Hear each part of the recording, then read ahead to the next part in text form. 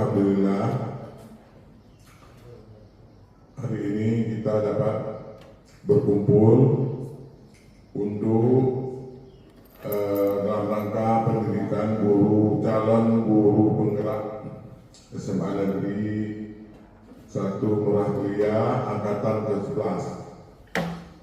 Hari ini, acara kita hari ini adalah aksi nyata diseminasi budaya positif yang akan disampaikan oleh Ibu Yusti Fajar dan Ibu Mulyani. Sebagai pimpinan sekolah, saya berharap aksi nyata acara kita hari ini betul-betul membawa dampak positif bagi perkembangan pembelajaran di sekolah kita. Ini saja mungkin. Selanjutnya saya serahkan kepada Ibu Yusti Fajar dan dilanjutkan oleh Ibu Mulyani. Demikian saja dari pembukaan dari saya. Billahi taufiq wal hidayah. Assalamualaikum warahmatullahi wabarakatuh. Baik Bapak Ibu, Assalamualaikum warahmatullahi wabarakatuh. Dan wa syukurillah, sholatan wa salaman ala rasulillah wa ala alihi wa sahbihi wa mawalah.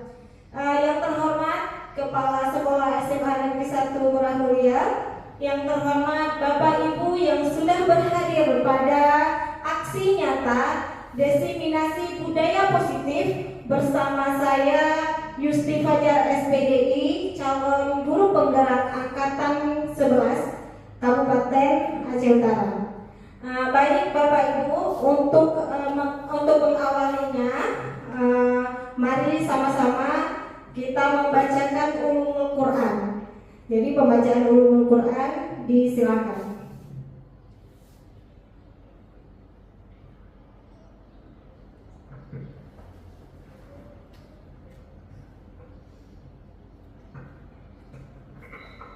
Amin. Shadaqallahul adzim. Alhamdulillah, semoga dengan pembacaan Ulumul Quran barusan dapat memberi keberkahan dan membawa manfaat pada acara kita di siang hari ini. Baik Bapak Ibu, sebelum kita masuk kepada beberapa fase pembahasan kita, kita awali dari ice breaking dulu. Jadi biar Bapak Ibu termasuk saya juga biar lebih semangat pada siang hari ini. Ada di antara Bapak Ibu yang bersedia untuk memandu ice breaking kita pada siang hari ini? Kita duduk ya. Boleh di situ deh. Bapak Ibu, kita boleh sambil duduk, nggak masalah. Terima kasih. Baik, saya akan memandu speaking kita pada hari ini. Ini speaking-nya lebih ke kanak-kanakan ya Bapak Ibu, nggak masalah ya. Kita ulangi dulu memori kita yang pernah kita lalui. Bisa ya? Bisa. Oke. Boleh Pak Ibu, silakan Pak Ibu bangun dulu sebentar. Jadi mungkin ini lebih ke kanak-kanakan, namun nggak jadi masalah ya.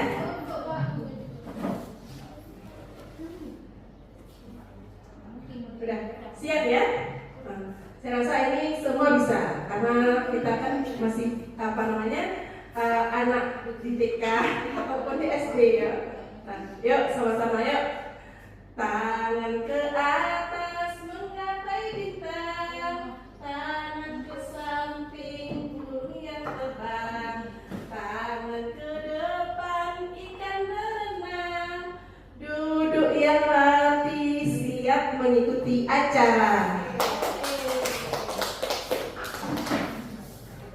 Alhamdulillah, terima kasih Bu untuk yang sudah memandu ice breaking kita pada siang hari ini.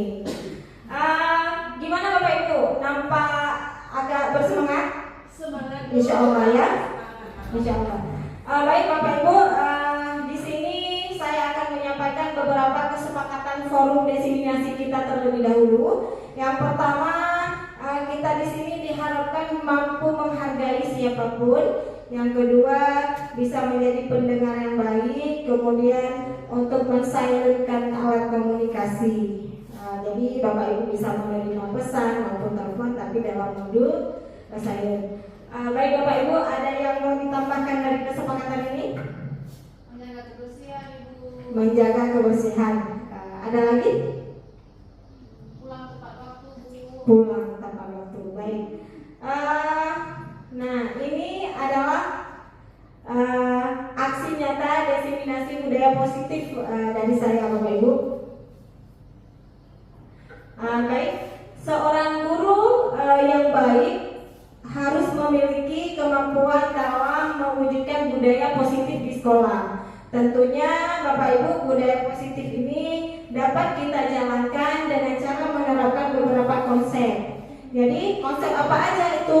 Ya, yang pertama ada konsep disiplin positif, yang kedua ada motivasi perilaku manusia, kemudian ada keyakinan sekolah atau kelas, berikutnya kebutuhan dasar manusia, kemudian ada konsep posisi kontrol restitusi, yang terakhir adalah segitiga restitusi. Baik Bapak Ibu, keenam konsep inti inilah yang akan kita bahas pada siang hari ini. Yang pertama, Bapak Ibu, kita masuk kepada disiplin positif, di mana disiplin positif ini merupakan suatu cara penerapan disiplin yang mengajarkan peserta didik bertanggung jawab dengan menumbuhkan kesadaran diri berdasarkan nilai-nilai kebajikan. Di sini saya tampilkan contohnya adalah kegiatan peserta didik pada pagi Jumat, yaitu membaca Al-Quran, yaitu dengan surat Yasin. Jadi ini adalah kegiatan rutin yang dilakukan setiap minggu di hari Jumat Bapak Ibu. Jadi nilai kebajikan di sini apa? Lebih kepada religius. Kemudian kita masuk yang kedua, yaitu disiplin positif, lebih ke arah disiplin diri yang dapat mengontrol diri dalam melakukan segala tindakan. Di sini sebagai sampelnya pelaksanaan upacara yang dilakukan dalam seminggu sekali, yaitu pada hari Senin. Jadi itu merupakan kegiatan rutin, ya. Kemudian Bapak Ibu, disiplin diri dapat membuat murid memahami dan menyadari berdasarkan motivasi internal, bukan akibat paksaan, pujian ataupun hukuman. Di sini contohnya adalah ada dua orang peserta didik siswi dengan di pagi hari datang ke sekolah disambut oleh guru piket, yaitu melakukan kebiasaan bersalaman. Baik Bapak Ibu, untuk menumbuhkan budaya positif pada peserta didik, maka sebaiknya kita menerapkan 6 karakter dalam profil pelajar Pancasila. Yang pertama ada beriman, bertakwa kepada Tuhan yang Maha Esa dan berakhlak mulia. Beriman, bertakwa kepada Tuhan yang Maha Esa dan berakhlak mulia. Salah satu contohnya begini Bapak Ibu. Rutinitas keseharian siswa-siswi di dalam kelas terbiasa membaca doa, baik sebelum proses pembelajaran maupun sesudah proses pembelajaran. Itu sudah salah satu kegiatan tersebut yang dilakukan itu sudah mencerminkan peserta didiknya memiliki karakter profil pelajar Pancasila pada poin beriman, bertakwa kepada Tuhan yang Maha Esa dan berakhlak mulia. Begitu ya Bapak Ibu. Yang kedua, karakternya adalah mandiri, di mana pada poin ini para peserta didik terbiasa lebih mandiri melakukan tanggung jawab sendiri, baik berupa tugas personal pembelajaran pada guru bidang studi maupun tugas-tugas lain yang di luar kelas begitu. Kemudian yang ketiga Bapak Ibu ada berkebinekaan global. Oke? Keberagaman sekolah ini tidak hanya suku Aceh, kita ada beberapa suku di sini. Jadi di sini kita menumbuhkan rasa menghargai antar sesama, menghormati antar sesama, baik berupa ide, maupun dari sikap, karena kan berbeda suku Bapak Ibu tentu ada perbedaan, ada implementasi dalam kehidupan, begitu ya. Kemudian Bapak Ibu yang ketiga adalah bergotong royong. Bergotong royong di sini bagaimana kemampuan peserta didik mampu bekerja sama Bapak Ibu, ya, mampu bekerja sama baik dalam baik dalam kelompok kecil maupun dalam kelompok besar. Jadi terbiasa bergotong royong, terbiasa bekerja sama. Kemudian yang ketiga adalah kreatif. Nah, mohon maaf yang kelima ya Bapak Ibu, yang kelima kreatif. Di karakter kreatif mungkin ada Bapak Ibu yang bisa mencerna lebih lanjut bagaimana itu kreatif pada profil pelajar Pancasila poin kelima. Mampu berkreasi sesuai dengan kemampuannya. Ya, benar ya Bapak Ibu. Kreatif di sini adalah istilahnya siswa itu mampu menciptakan model pembelajaran di kelas. Jadi selain daripada ide kita membentuk kelompok atau belajar secara individu, tetapi siswa di sini lebih kreatif, memiliki cara-cara tersendiri, begitu ya Bapak Ibu. Kemudian terakhir adalah Bapak Ibu bernalar kritis. Bernalar kritis ini peserta didik mampu bahkan terbiasa memiliki ide-ide kreatif, memiliki ide-ide baru, gagasan baru, begitu. Jadi setiap wacana, setiap ide dari kita guru, kita wacanakan kepada peserta didik. Namun sebaliknya peserta didik mampu merespon dengan ide dan gagasan baru, gitu. Berikutnya, kita masuk kepada poin motivasi perilaku manusia, Bapak Ibu ya. Saya selama dalam pembelajaran calon guru penggerak ini, kami di sini mengutarakan dan saya mendapatkan ilmu bahwa ada 3 motivasi perilaku manusia Bapak Ibu. Yang pertama adalah untuk menghindari ketidaknyamanan atau hukuman. Saya berikan contoh, di pagi hari siswa dibiasakan datang sekolah lebih awal, artinya tidak boleh ada siswa yang datang ke sekolah setelah jam masuk, gitu ya Bapak Ibu. Namun di posisi ini ada siswa yang datang lebih awal, seperti peraturan yang sudah dituliskan oleh sekolah. Namun pada posisi ini peserta didik tersebut datang ke sekolah lebih awal, tujuannya apa? Untuk menghindari ketidaknyamanan atau hukuman. Artinya bukan dari diri sendiri.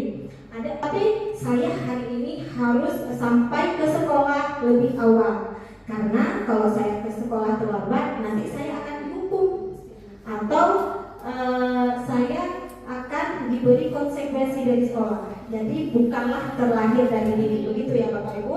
Kemudian yang kedua adalah untuk mendapatkan imbalan atau penghargaan dari orang lain. Di sini Bapak Ibu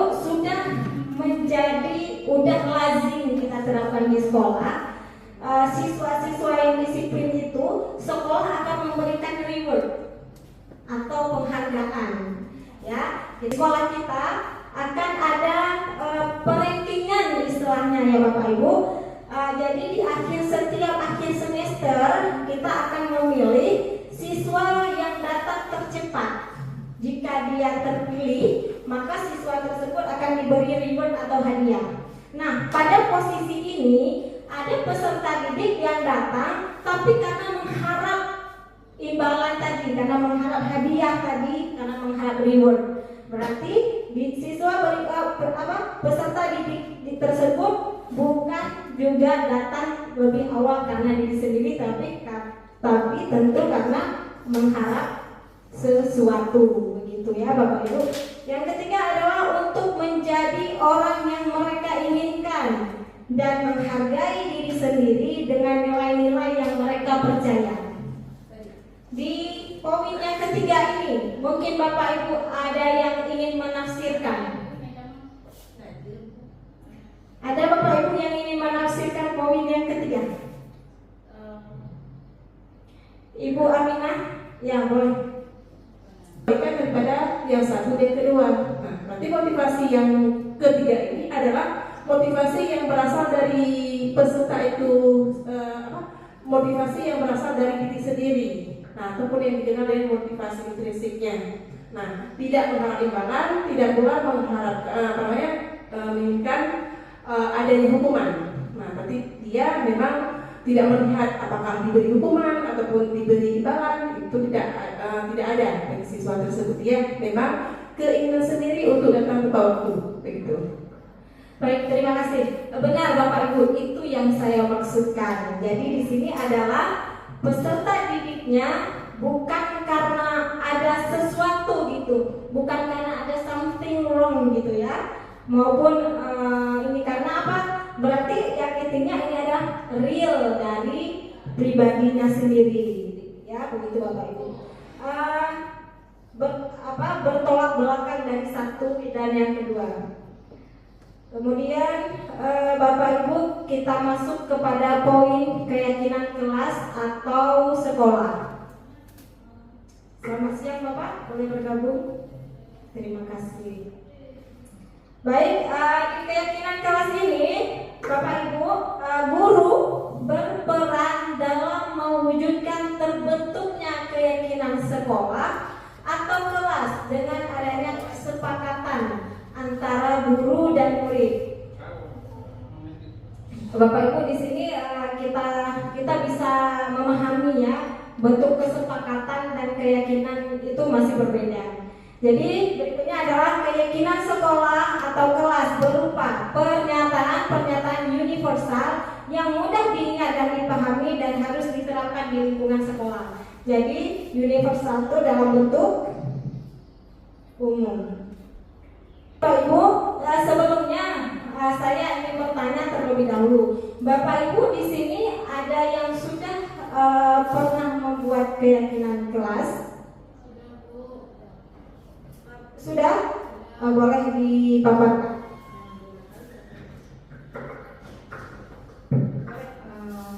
Keyakinan kelas ya.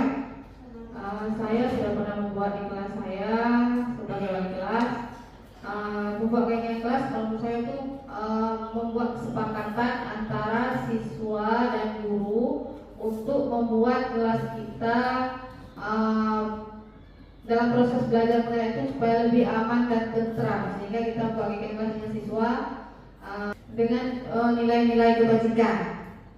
Baik. Itu aja. Baik, terima kasih Bu.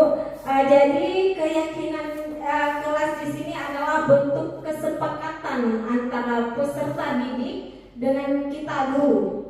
Ya, supaya proses pembelajaran seperti yang disampaikan barusan sudah benar, supaya proses pembelajaran ke depan lebih aman, nyaman, dan menyenangkan.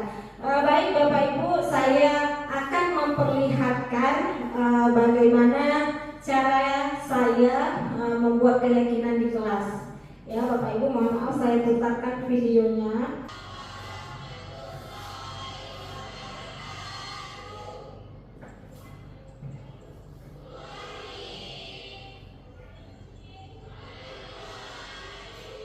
Baik Bapak Ibu, sudah diperhatikan tadi ya bagaimana langkah saya dalam membuat keyakinan di kelas. Mungkin seputar dari video yang sudah kita tonton bersama, saya kembali bertanya kepada Ibu Mulyani yang sudah pernah membuat keyakinan kelas. Bagaimana pendapat Ibu? Apakah ada kesamaan atau masih ada yang perlu perbaikan terhadap keyakinan kelas yang sudah Ibu terapkan di sekolah dengan proses pembuatan keyakinan yang barusan kita lihat bersama? Mohon Bu Mulyani memberi pendapatnya. Versi kita masing-masing aja lah. Bagaimana yang yang nyamannya kita lakukan, kan demikian. Itu menurut saya. Terima kasih. Benar Bapak Ibu. Kita kembali kepada pembuatan awal Bapak Ibu, di mana sebuah keyakinan ini terlahir daripada sebuah kesepakatan seperti yang barusan disampaikan oleh salah satu rekan kita di sini. Peserta didik silahkan memberi kesepakatan bebas menurut ide menurut versi sendiri. Jadi dari kesepakatan tersebutlah maka terlahir sebuah keyakinan sekolah atau kelas. Yang maksud Bu Mulyani adalah kerindangan dan keindahan itu dipisahkan atau tidak, ya kan? Lebih baik kalau menurut saya itu dipisahkan saja, karena kalau kita lihat dari kosakatanya, ya kan, Bapak Ibu biasa kita lihat di Kamus Bahasa Indonesia, rindang itu lebih kepada iya begitu ya, benar Bapak Ibu seperti itu. Jadi dari apa namanya video yang barusan saya perlihatkan kepada Bapak Ibu bagaimana langkah-langkah saya dalam membuat sebuah keyakinan kelas. Jadi Bapak Ibu, inilah hasil keyakinan kelas yang tercipta oleh sebuah kesepakatan kita bersama di dalam kelas. Mungkin Bapak Ibu boleh diperhatikan sejenak beberapa menit. Setelah saya perhatikan Bu, keyakinan kelas yang sudah Ibu buat bersama dengan pesertanya itu sungguh sangat luar biasa, sangat menarik. Mulai dari desainnya, kemudian kata-kata yang digunakan itu sungguh luar biasa. Semula dengan desain yang menarik, sangat terinspirasi ataupun terinspirasi ya oleh siswa semuanya. Baik Ibu, terima kasih untuk pujiannya kepada saya atas keyakinan sebuah kelas yang terwujud dari kesepakatan kita bersama. Bapak Ibu, dari di cuplikan video tadi bisa Bapak Ibu perhatikan bahasa dari sebuah kesepakatan sehingga terciptanya sebuah keyakinan kelas nampak berbeda gitu kan. Namanya Bapak Ibu, ketika keyakinan ini kita bentuk, maka Bapak Ibu bahasa yang kita gunakan adalah dalam bentuk kalimat positif. Begitu ya Bapak Ibu. Baik Bapak Ibu, terlihat lemah, letih dan lesu gitu ya. Lunglai gitu ya. Kurang apa gitu. Jadi Bapak Ibu, saya akan berikan satu speaking untuk kita di sini terlihat biasa aja, tapi setidaknya bisa menghilangkan lunglai kita tadi ya, Bapak Ibu. Jadi aturannya begini, saya menyebutkan tepuk saja. Ketika saya sebutkan tepuk satu, Bapak Ibu tepuk sekali. Tepuk dua, Bapak Ibu tepuk dua kali. Tepuk tiga, Bapak Ibu tepuk tiga kali. Boleh Bapak Ibu tepuk meja saja supaya lebih semarak gitu ya. Kalau kita tepuk meja kan suaranya lebih keras gitu. Ya, Bapak Ibu apa bisa dipahami maksud saya? Bisa ya? Oke baik. Kita mulai ya. Tepuk satu, tepuk dua. Masih ada yang kurang fokus ternyata. Saya berhasil ya. Oke, sekarang lagi ya Bapak Ibu. Tepuk satu, tepuk dua, tepuk tiga, tepuk dua, tepuk satu, tepuk tiga. Oke, terima kasih. Terlihat ya, Bapak Ibu kita sudah kurang fokus sepertinya. Jadi ketika perintahnya tepuk dua, tertepuk tiga. Aqua ya, kurang aqua. Udah siang nih maklum ya. Makan siangnya Makan siang, insya Allah akan ada. Bapak Ibu, kita masuk kepada kebutuhan dasar manusia.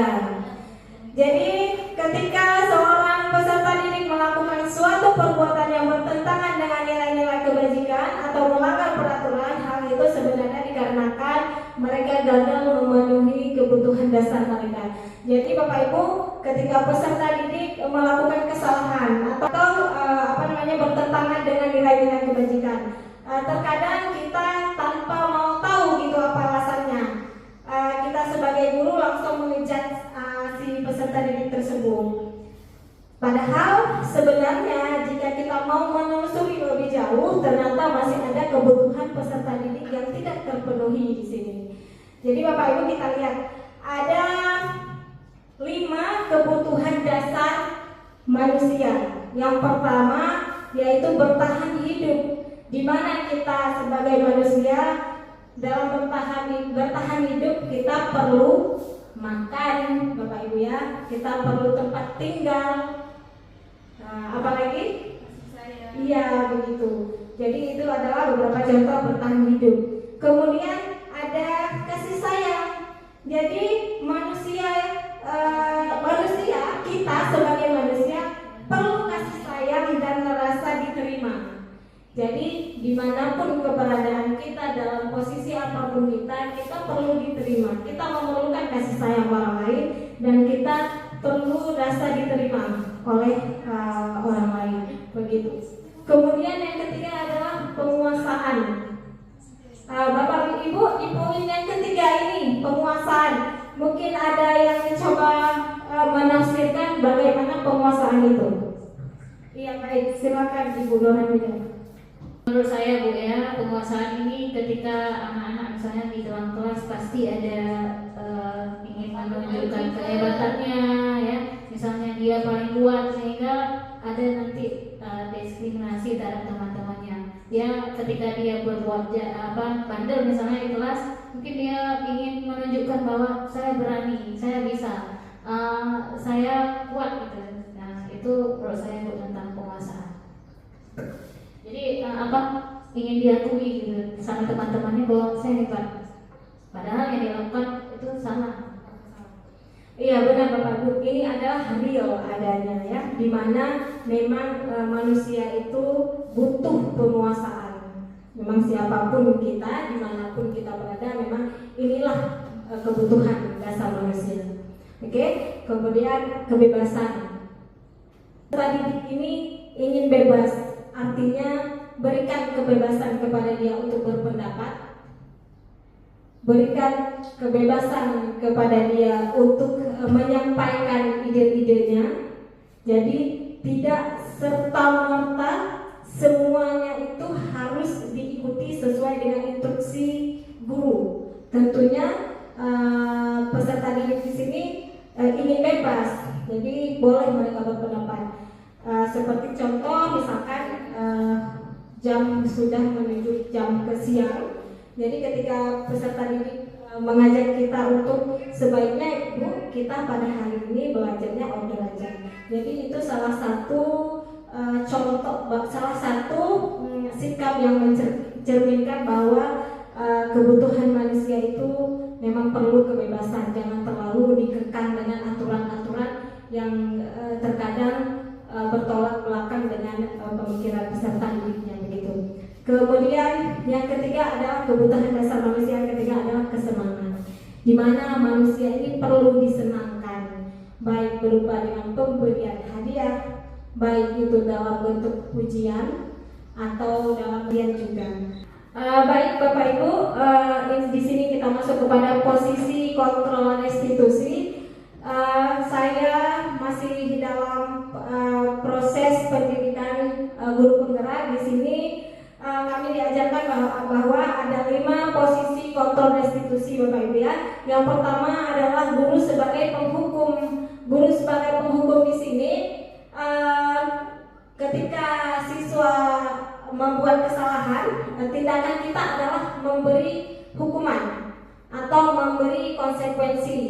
Ya. Kemudian yang kedua, guru sebagai pembuat merasa bersalah. Posisinya adalah ketika siswa peserta didiknya membuat kesalahan, kita sebagai guru ikut serta-merta menyalahkan peserta didik tersebut, baik dengan kata-kata dalam bentuk sindiran atau langsung kepada fokusnya menyatakan kepada siswa tersebut.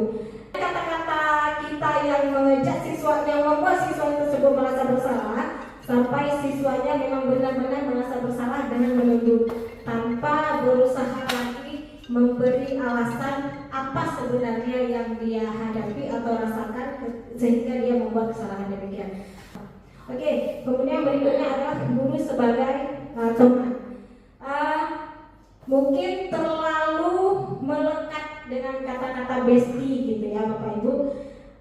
sehingga bahasa yang keluar dari kita adalah lebih kepada mengharap.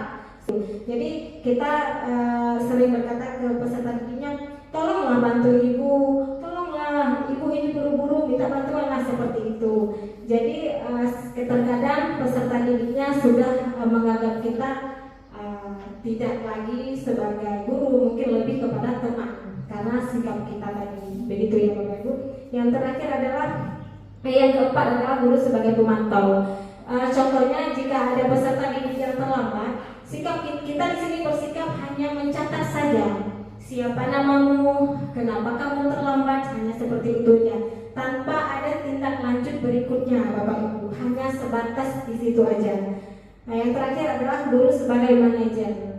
Di mana guru sebagai manajer ini adalah lebih dari keempat posisi kontrol restitusi yang sudah kita bahas di atas, yaitu lebih kepada mengayomi. Jika siswa berbuat salah, kita diskusi Bapak Ibu, kemudian kita membimbing, kita juga ikut mengayomi sehingga setiap permasalahan yang dihadapi oleh siswa itu ada penyelesaiannya, dan penyelesaian tersebut bisa dilakukan sesuai dengan yang saya dapatkan ilmu dalam bentuk segitiga restitusi, begitu ya Bapak Ibu.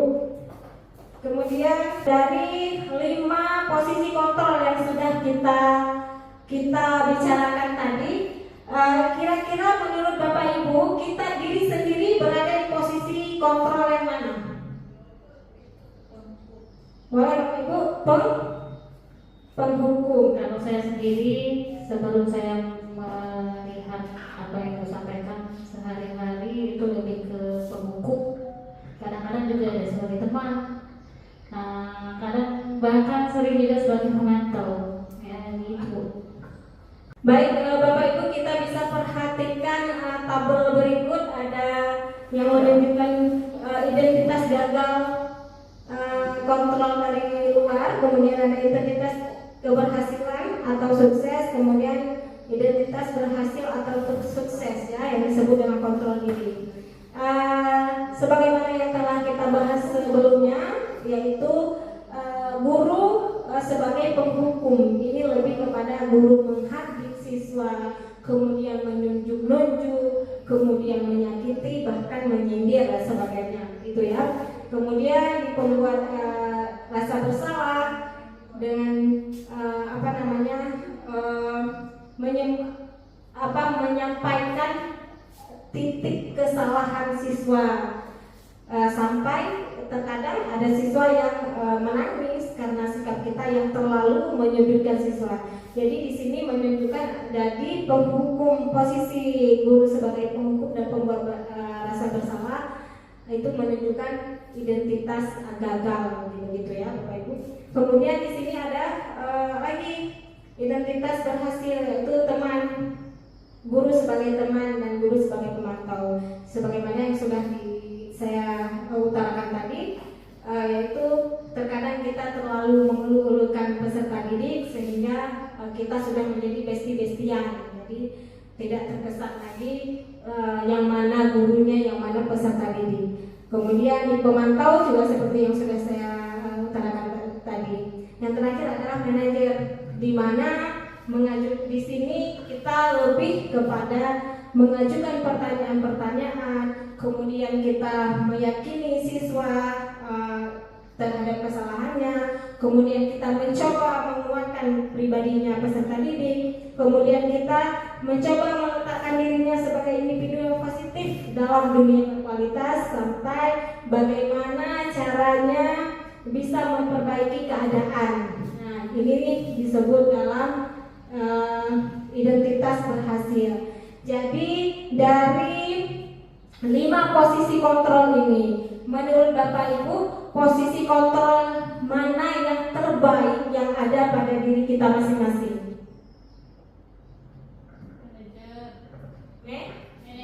Manajer. Benar Bapak Ibu, posisi kontrol yang terbaik adalah manajer, sebagaimana yang sudah kita lihat tadi perbedaannya ya.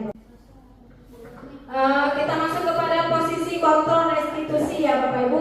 Di antara kelima posisi kontrol tersebut, sebaiknya seorang guru memang menggunakan posisi kontrol sebagai manajer, sebagaimana yang sudah kita lihat dan kita bahas tadi ya Bapak Ibu.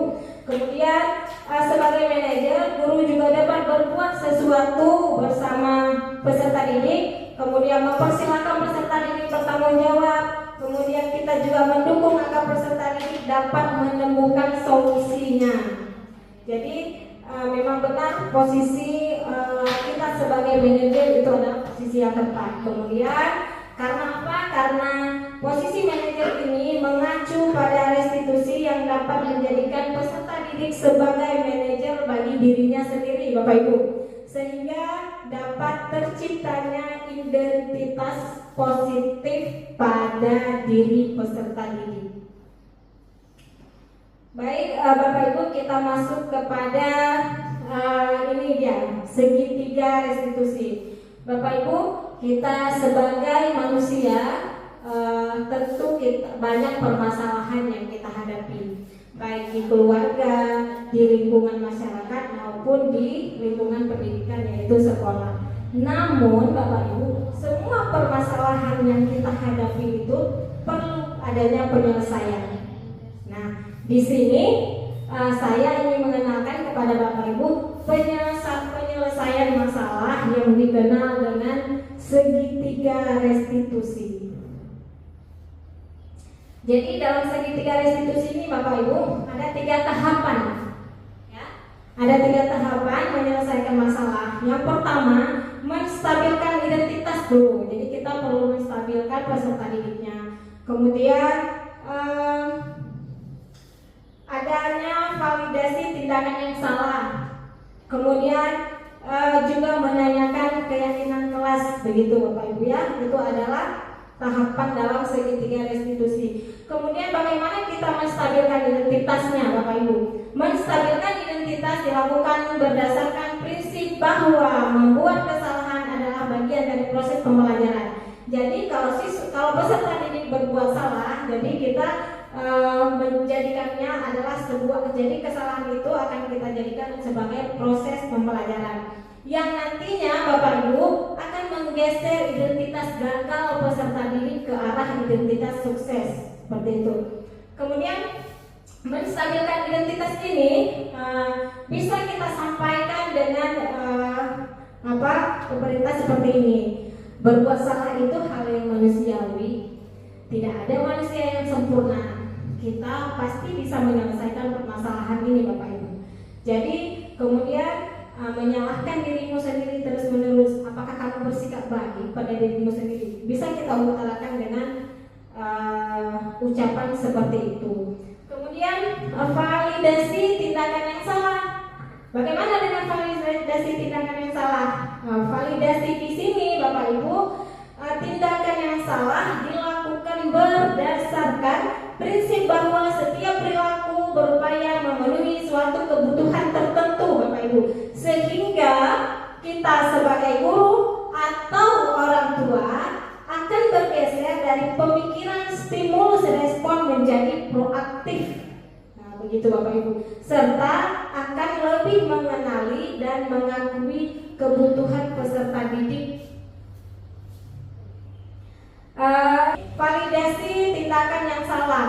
Jadi validasi tindakan yang salah ini bisa kita sampaikan dengan apa?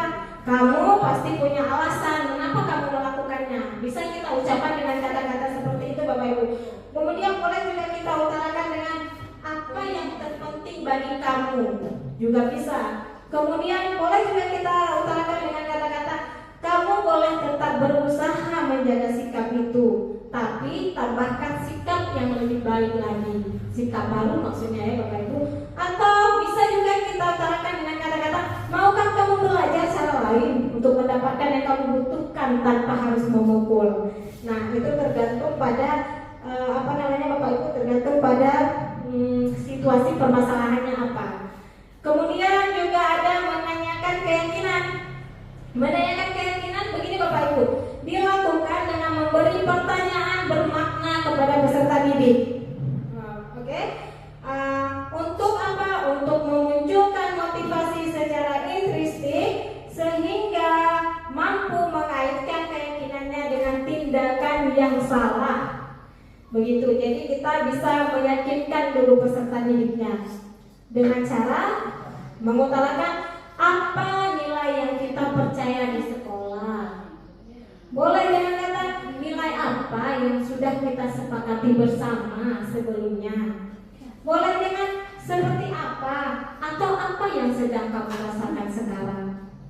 Kemudian boleh juga dengan ketika kamu melakukan itu, apa kamu mau menjadi orang yang seperti apa. Jadi ketika kita menanyakan, ketika kita ingin meyakinkan peserta didik, kita bisa mengutarakan dengan kalimat-kalimat seperti tadi. Baik Bapak Ibu, saya akan putarkan sebuah video, mungkin video singkat yang bisa Bapak Ibu perhatikan bagaimana saya menyelesaikan masalah salah satu kasus masalah peserta didik dengan cara segitiga restitusi ya Bapak Ibu. Di sini sebelumnya saya sampaikan dulu, ini adalah siswa kelas 21 di mana peserta didik ini adalah sering bersikap kurang sopan di dalam kelas, kemudian juga sering menaikkan kaki ke atas kursi saat belajar, sehingga saya mendapat laporan dari beberapa guru lain gitu ya. Jadi untuk menyelesaikan permasalahan ini saya menggunakan segitiga restitusi. Berikut videonya Bapak Ibu boleh diperhatikan ya.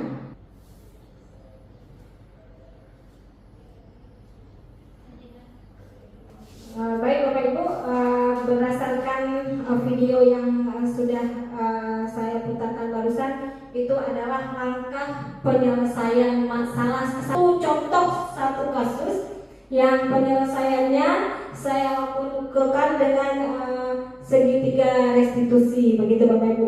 Mungkin sampai di sini pembahasan kita pada hari ini. Terima kasih untuk kesediaan Bapak Ibu sudah berhadir di sini. Saya mohon ada di antara Bapak Ibu yang coba merefleksikan pembahasan kita pada hari ini. Jika Bapak Ibu ini boleh disilakan.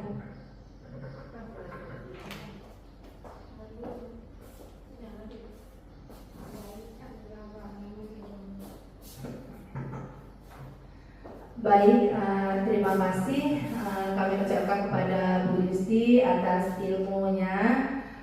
Pemaparan yang telah disampaikan oleh Bu Yusti luar biasa sekali tentang budaya positif yang selama ini belum kami pahami. Namun dengan ada diseminasi dari Bu Yusti calon guru penggerak angkatan 11, kami sudah tahu bagaimana cara mengatasi apabila peserta didik kami dalam masalah.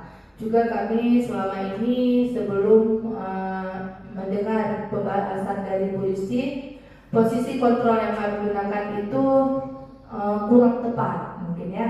Kami sering memposisikan diri sebagai teman ataupun penghukum, ada juga sebagai pembuat rasa bersalah. Namun setelah ada diseminasi tersebut, kami sudah tahu bahwa posisi kontrol yang tepat kami gunakan yaitu posisi manajer. Luar biasa sekali, terima kasih Bu Yusti atas ilmunya. Assalamualaikum warahmatullahi wabarakatuh. Baik, waalaikumsalam warahmatullahi wabarakatuh. Boleh terima kasih lagi atas pujian Ibu kepada saya ya. Terima kasih untuk refleksinya dan alhamdulillah jika pertemuan saya hari ini dapat diterima, alhamdulillah juga setiap apa yang sudah saya sampaikan pada hari ini bermanfaat untuk Bapak Ibu, alhamdulillah. Dapat kita simpulkan bahwa seorang guru yang baik memang harus memiliki kemampuan dalam mewujudkan budaya positif di sekolah, di mana budaya positif tersebut dapat dijalankan dengan menerapkan konsep disiplin positif, motivasi perilaku manusia, keyakinan sekolah atau kelas, kebutuhan dasar manusia, posisi kontrol restitusi dan segitiga restitusi yang sudah kita bahas bersama pada siang hari ini. Akhir kata saya ucapkan terima kasih banyak. Demikian, semoga dapat bermanfaat kepada Bapak Ibu. Semoga apa yang saya sampaikan pada siang hari ini dapat menjadi inspirasi Bapak Ibu. Akhir kata saya ucapkan semoga tergerak, lekas bergerak, dan mari menggerakkan. Wassalamualaikum warahmatullahi wabarakatuh. Oke, assalamualaikum warahmatullahi wabarakatuh.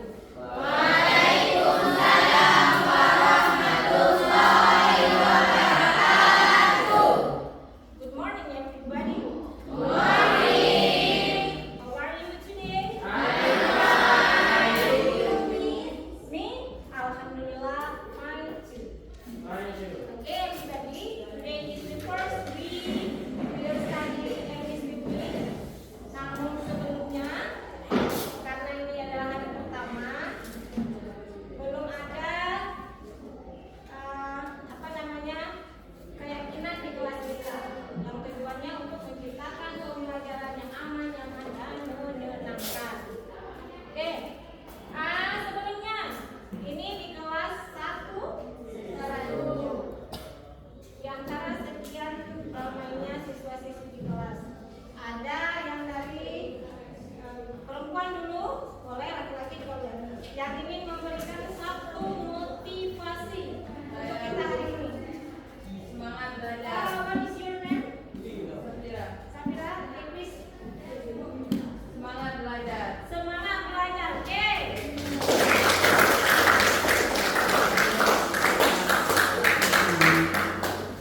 Thank you, Safira. Yang dari laki-laki ada. What is your name? Muhammad.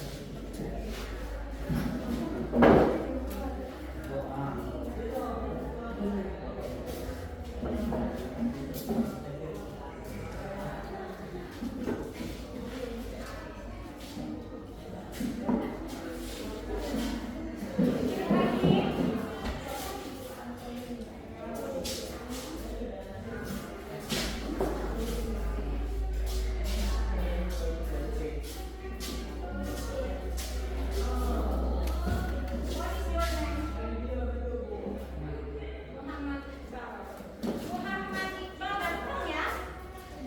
Datang, Kak.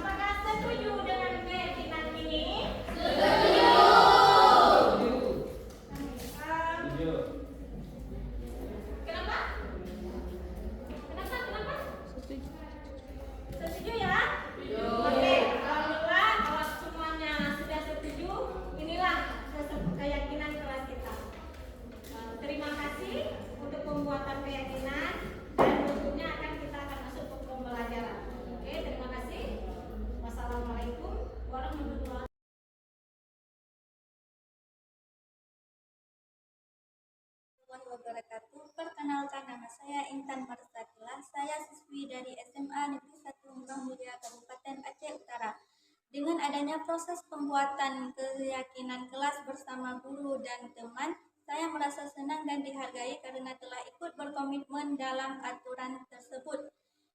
Dan aturan ini bukan hanya dari guru, tetapi juga dari diri saya sendiri, dan saya merasa bahwa aturan yang dihasilkan lebih adil dan sesuai menurut keyakinan kelas. Sehingga kami dapat bertanggung jawab atas apa yang telah kami sepakati bersama. Terima kasih Ibu atas ilmunya. Assalamualaikum warahmatullahi wabarakatuh. Assalamualaikum warahmatullahi wabarakatuh.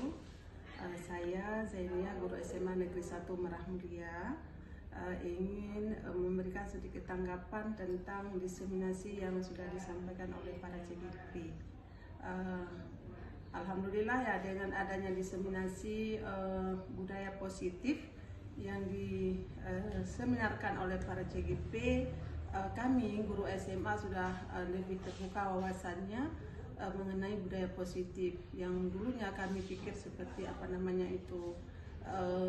satu persatu ya item yang sudah dibahas itu kami merasa kayak posisi guru ini semuanya bisa melakukan apa saja yang diinginkan, tapi ternyata setelah kami mengikuti diseminasi yang disampaikan oleh CGP ini, terbukalah pikiran kami yang bahwa ada hal-hal semuanya ada keterbatasan ya. Artinya tidak semua bisa dilakukan oleh guru, akan tetapi ada hal yang kapan siswa itu bisa diajak, kapan siswa itu bisa diberikan sedikit restitusi ya, kalau misalnya mereka ada buat kesalahan, kemudian juga kapan juga mereka itu bisa diajak sebagai teman, kemudian ada juga posisi guru ini sebagai manajer tadi ya. Jadi semuanya itu ada kriterianya yang bisa kami terapkan untuk kedepannya di dalam proses pembelajaran di sekolah kami, sehingga kami tidak lagi melakukan kesalahan-kesalahan seperti di masa-masa yang lalu ya. Kemudian ada lagi ya yang diseminarkan kemarin itu, selain daripada itu ada juga budaya positif yang bisa diterapkan di kelas ya. Seperti keyakinan kelas. Kami dulu juga tidak pernah membuat apa itu keyakinan kelas, kami pikir itu hanya tugas wali kelas. Ternyata setelah kami ikut diseminasi ini, kami mengetahui bahwa ada juga aturan kelas yang sudah disepakati antara siswa dengan wali kelasnya. Ada juga kesepakatan kelas itu yang bisa kita antar guru bidang studi. Guru Mampel itu misalnya saya mengajar pelajaran apa. Jadi itu saya bisa buat kesepakatan dengan mereka bagaimana aturan penilaiannya, bagaimana aturan masuk kelasnya, kemudian bagaimana mungkin dalam menyelesaikan tugasnya. Jadi itu semua sudah bisa kami lakukan. Ternyata itu bukan hanya tugas wali kelas, akan tetapi bisa disampaikan atau bisa dilaksanakan oleh semua dewan guru ya, dan semua guru mapel yang masuk ke kelas itu dia bisa membuat keyakinan kelas dengan bidang studi masing-masing, sehingga siswa akan tahu bagaimana aturan dengan pelajaran agama, apa ya aturannya, apa ya kesepakatan yang sudah kami sepakati. Kemudian dengan guru bahasa Indonesia juga demikian, dan juga guru mata-mata pelajaran yang lain itu semua sudah ada kesepakatan antara siswa dengan gurunya. Kami sangat berterima kasih ya dengan adanya program guru penggerak ini di angkatan 11 ini. Kami sudah terbuka wawasan kami sehingga tidak ada lagi kesimpang siuran dalam menerapkan budaya positif di sekolah kami. Terima kasih. Assalamualaikum warahmatullahi wabarakatuh.